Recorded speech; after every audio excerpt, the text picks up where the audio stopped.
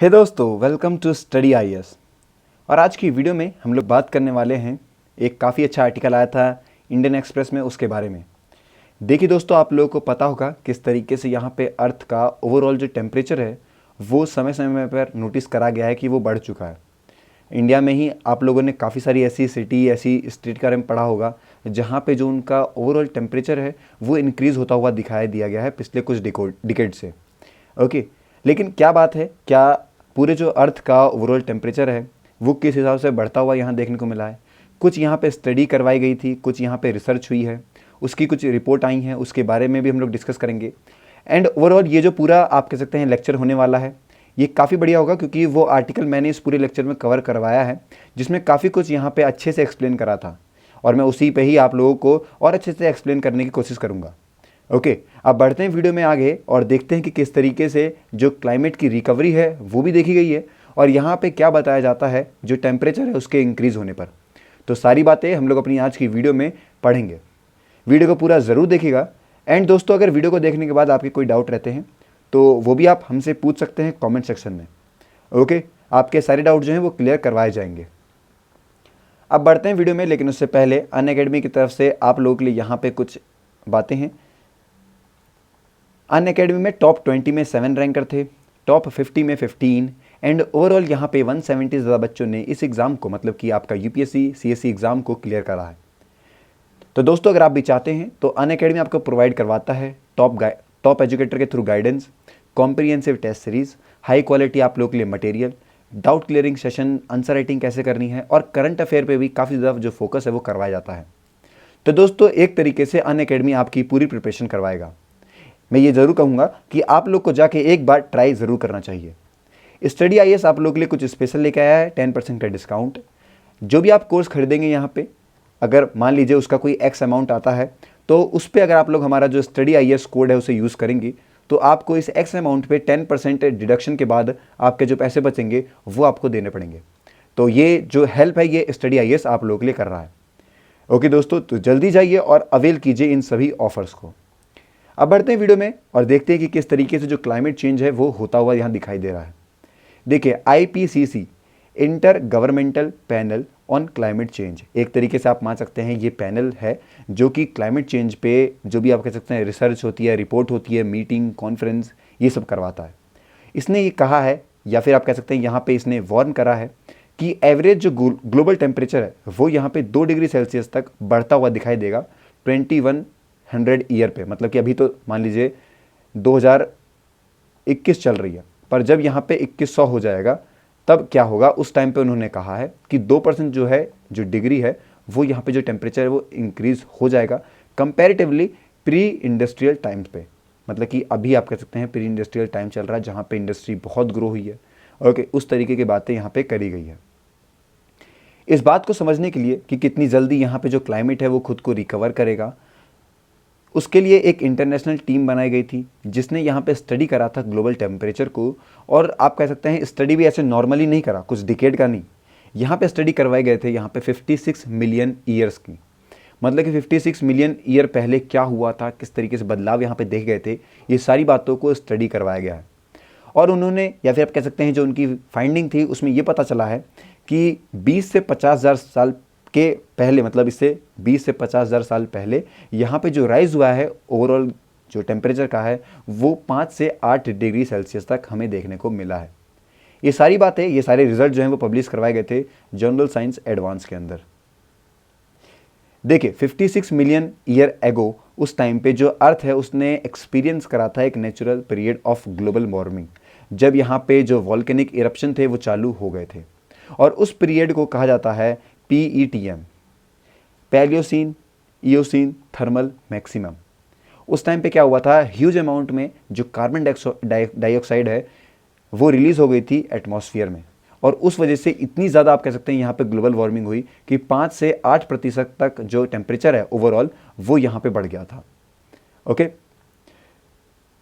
क्योंकि आप कह सकते हैं यहाँ पे जो हमारा सरफेस ओशियन वार्मिंग है वो 8 से 8 सेल्सियस तक बढ़ गया था हाई एल्टीट्यूड्स पर।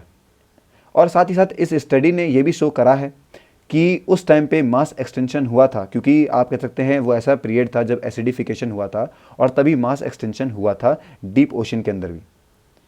तो आप मान सकते हैं कि अगर टेम्परेचर इंक्रीज होता है तो अब भी काफ़ी सारे यहाँ पे जो एक्सटेंशन है वो हमें देखने को मिलेंगे। अब बात करते हैं कि किस तरीके से ये जो आप कह सकते हैं स्टडी थी ये यहाँ देखने को मिली थी, मतलब कि इतने मिलियन ईयर्स की स्टडी कैसे मुमकिन हो पाई।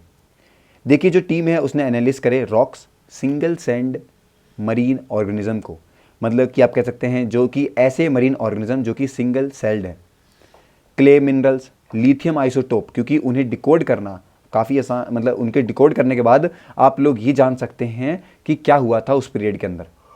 ग्लोबल वार्मिंग की वजह से आप कह सकते हैं यहाँ पे जो वेदरिंग है रॉक्स की वो भी चालू हो गई थी। डिजॉल्विंग रॉक्स आप कह सकते हैं वो रिलीज़ करते हैं लिथियम को अपने जितने भी सराउंडिंग वाटर बॉडीज होती हैं उन पे।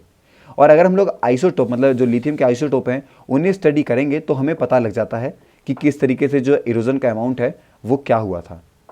क्ले मिनरल जो हैं जो कि मतलब कह सकते हैं सी के बॉटम पे पाए जाते हैं, उनको स्टडी कर लेंगे तो हमें ये पता लग जाएगा कि किस तरीके से जो लिथियम के आइसोटोप हैं वो वाटर को स्टोर करते हैं, वाटर में जो स्टोर हैं उनके बारे में।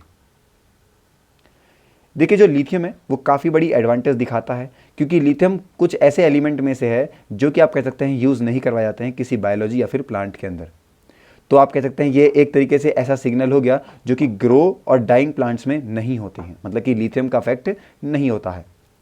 लिथियम के जो आइसोटोप है मतलब कि Li6 और Li7 जो हैं वो आप कह सकते हैं ऐसे रिलेशनशिप, ऐसे रेशियो दिखाते हैं वेदरिंग प्रोसेस के साथ। Li6 जो है वो आप कह सकते हैं जो क्ले है उसके रिटेन पे जब वेदरिंग होती है तो आप कह सकते हैं क्ले का एक फॉर्म है, वेदरिंग के टाइम पे क्ले का एक फॉर्म है वो रिटेन होता है। तो Li6 जो है वो ट्रेसर है, काफ़ी आसानी से जब वेदरिंग होती है तब उस टाइम पता लग जाता है और उसके अलावा कुछ भी नहीं। और इसी तरीके से जो है काफ़ी बड़ा एडवांटेज हमें यहाँ देखने को मिलता है। ये सारी बातें जो हैं वो बताई हैं लीड ऑथर फिलिप फोग ने, जो कि प्रोफेसर हैं sedimentary geochemistry at institute of geosciences के अंदर जर्मनी में। ओके, उन्होंने यहाँ पे एग्जामाइन करा है प्लैंक्टोनिक फोरामिफेरा जो कि आप सिंगल सेल्ड ऑर्गेनिज्म के नाम से जानते हैं उसे, साथ ही साथ कैलकेरियस सेल्स को जो कि आप कह सकते हैं बने थे काफ़ी साल पहले, मतलब मिलियन ईयर्स एगो पहले ये बने थे। अब दोस्तों ये बातें जानना जरूरी है कि क्या वाकई में टेम्परेचर जो है वो डिक्रीज हुआ है कई सालों से। ऑब्वियस ही बात है डिक्रीज तो हुआ होगा, लेकिन क्या बातें और हमें जाननी चाहिए। तो देखिए दोस्तों ये जो डिफरेंस है जो कि पता लगा है PETM से अभी के टाइम पे, PETM जैसे मैंने आपको बताया कि वो 56 मिलियन ईयर्स पहले जो इरप्शन हुआ था वो वाला टाइम, वो वाला पीरियड जो है उसके कंपैरिजन में अभी का क्या डिफरेंस है। देखिए उस टाइम पे वार्मिंग हुई थी लगभग 8% तक यहाँ पे वो वार्मिंग थी वो हुई थी, लेकिन वो स्लो थी। स्लो मतलब कि 56 मिलियन साल पहले तो काफ़ी साल लग गए थे उन्हें इस 8 जो डिग्री सेल्सियस है इसको रिटेन करने में पहुँचने तक।